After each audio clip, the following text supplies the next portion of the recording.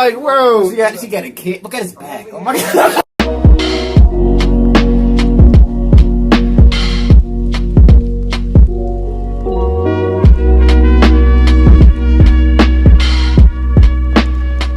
Welcome back to another reaction. This is How Did Russia Conquer Siberia, Part 1. This is the video I was talking about. We're just talking more than medieval type stuff. I know you guys are into the history. I know I am. I love maps. And this channel is really good with the maps and like displaying everything that's going on, you know, even the politics and everything. So just let us know if you want to see more videos like this. Hit that like button, subscribe, and share. It's the road to 10K. Really appreciate all the support. Let's hop right in. It's 1582. In the farthest corner of Europe, at the foot of the Ural Mountains, a band of Cossacks led by Yermak is preparing to conquer Siberia. Less than a century later, the Tsars rule most of Northern Asia. Look at that map, man. This is how the Russian Empire was made. How Russia came about was far less direct. Russia takes its name from the Rus, the descendants of Vikings who ruled over a population of Eastern Slavs and Finno-Greek people. By the 13th century, a patchwork of Rus principalities emerges between the White Sea and the Carpathians. When the Great Mongol Horde descends on the principalities, Moscow, the centerpiece of the future Russian Empire, is still just a village. The Mongols vanquish every army that is thrown against them and destroy everything up to Novgorod, including Moscow, forcing the Russians to become their vassals. But as it turned out, the tiny dukedom of Moscow prospered under the Tatar yoke. Its Rurikid dukes were eager servants of the Mongols. However, all along they were using every opportunity to enlarge their domain. By the 1320s, Moscow subsumes its parent principality of Vladimir Suzdal. In 1380, they defeat the Mongols for the first time. During the reign of Ivan III, Moscow becomes the dominant power in the region. Moscow's main rival, the Novgorod Republic, is conquered in 1478. Telling you, man. In 1480, after the Great Stand at the Ugra River, Moscow gains its independence from the Tatars. Ivan the Great's work is continued by his grandson, Ivan the Terrible. Ivan declares himself Tsar, or Emperor of all Russians. He centralizes the state and sets up a corps of professional soldiers. The Streletsy are light infantry armed with a musket and a broad-headed axe called the Bardish. They are a perfect complement for the traditional cavalry of the Russians. Additionally, an artillery corps is also set up, enabling the Russians to reduce any fortification known to man. To test his new power, Ivan IV decides to spread out beyond the boundaries of the traditional Rus principalities. In the 15th century, while Moscow was expanding, the once mighty Golden Horde was coming apart. Since its inception, the Khanate of Kazan, a successor state to the Golden Horde, has been at war with Russia. The Russians tried to take the city of Kazan several times, but difficulties with logistics prevented them from achieving this. In 1552, Ivan decides to take matters to a different level. The Russians construct a castle made out of prefabricated elements upstream of Kazan. Using it as a springboard, Ivan's superior forces manage to capture the city. The Tatars revolt against the Russians, but eventually they are crushed. For good measure, Ivan also leads a campaign against the Khanate of Astrakhan, capturing it in 1556. Now the road is open for further expansion to the east. Although road is a misnomer, as there are no such things in this part of the world. Almost all transportation is done by river. But with Kazan conquered, one can travel from Moscow straight to Siberia without ever stepping on land along the waterways of the river Volga and its many tributaries. Getting there is very important. Soft gold, as the Russians call it, can only be found in abundance in Siberia. Fur has always been a sought-after commodity, and after the end of the medieval warm period, the demand for it only increases. Fur is not just a luxury, but a necessity in this climate. In the 15th century, the main provider of fur was Novgorod. Thousands of pelts were harvested each year from its considerable hinterlands, either as a form of tax gathered from natives or... I think that Russia would conquer a land area That's that's more than the size of Pluto. All of its land area, Pluto. Russia controls more land than that.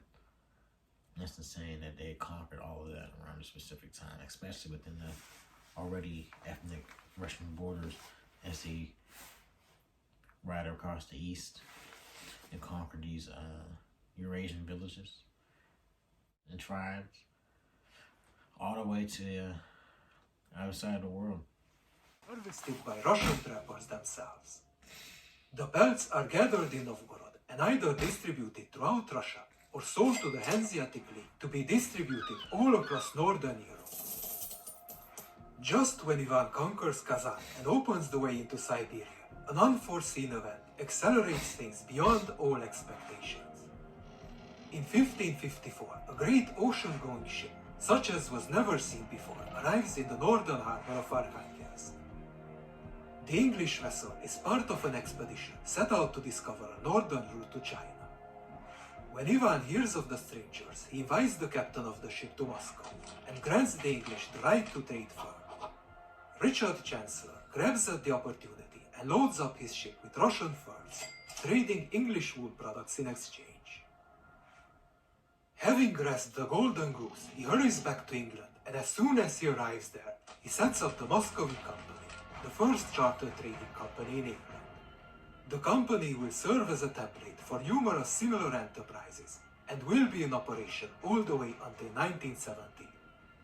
As a result, demand for fur skyrockets. But the resources of Novgorod that are tailored to a medieval world cannot satiate this new demand. Now the expansion eastward is no longer an option, but a necessity. But first the Tsar needs an investor. In his later years, Ivan is embroiled in the ruinous war in Livonia and is therefore short on cash. Enter the Stroganovs, a family of self-made men. The Stroganovs gained a huge fortune in a very short time after they cornered the market in salt. Once they became rich, the Stroganovs used their fortune to cozy up to the Tsar. They are elevated to the nobility, and the Tsar gives them vast tracts of land along the Kama and Chusovaya rivers. This is the gateway to Siberia, a wild and lawless land, so the Stroganovs hire Cossacks to guard their domain. Cossacks are a quasi-nation of runaway peasants who sacrifice safety for liberty, leading a precarious existence on Russia's border with the Tatar lands. The Cossacks are excellent light infantry, armed with muskets, saber and axe. They are well used to Mongolian-style horse archers, the kind of opponents they will meet across the Ural Mountains. Their leader is a man called Yermak Timofeyevich. Yermak is wanted for river piracy, both in Russia and in Crimea. As he has nowhere to run, he is the perfect man for the job. Facing him is the Khanate of Siberia, another successor state to the Golden Horde. The Khanate comprises a vast, mostly forested area in Central Asia that is inhabited by less than 100,000 people. A minority of Tatars rules over a group of mostly nomadic Ostyaks, Vogols, and Samoyeds. Unlike the Russians who are armed to the teeth, the soldiers of the Khanate barely have any firearms. If Yermak can get there, Sibir's forces will be easy work. In 1582, the Stroganovs decide to take the initiative. Without informing the Tsar, they dispatch Yermak and his 840 men on a reconnaissance in force, only to turn back if they can't advance anymore. As there are no roads, the Cossacks take to the river. They cross the Ural Mountains without encountering much resistance. Several times they have to drag their boats or disassemble them to get from one river to the other. After sailing down the Tura, they reach the river Tomor. Resistance thickens as they advance, but all actions to thwart them fail. The Cossacks finally reach the Irtysh River, taking them to the Khanate's capital. They construct a fortified camp and proceed to besiege Siberia. Yermak and his men are armed to the teeth with muskets and even possess a few light cannon. They are also united, something that couldn't be said for their adversary. The allies of the Tatars break at the first point, and after a brief fight, Kuchum Khan also has to flee his capital. Yermak occupies Siberia and begins to expand from there. He launches expeditions left and right, forcing the local clans to swear allegiance to the Tsar and pay a tax of several furs per year. The pelts that are extracted are packed up and sent to the Tsar to obtain his benevolence. Ivan was initially displeased that the Stroganovs had acted outside of his control, but once he sees how successful Yermak's expedition was, he changes his mind and gets on board. Meanwhile, the Cossacks are under increasing pressure. The natives revert to guerrilla warfare, ambushing Cossacks who venture too far from their base. The situation is saved when reinforcements sent by the Tsar arrive. But even after they are replenished, the Cossacks suffer from famine and get decimated by ambushes. In 1585, Yermak himself is killed, disheartening his men who then decide to return to Russia. On their way back, they run into more reinforcements sent by the Tsar, and so decide to return. Siberia is contested again, but eventually the Russians prevail. Now the colonization of Siberia can begin in earnest. Damn. Back and forth. We don't know what's going to happen in these type of situations. This is way back before anyone discovered America, I think. Maybe they just started, but they would get like trade routes. Maybe Africa must like get some trade routes. But yeah, this is some interesting stuff. I like this kind of thing. I like this kind of reaction. So let me know down in the comments want to see more of these. Hit that like button, subscribe, and share. We're 10K. See you next time. Peace.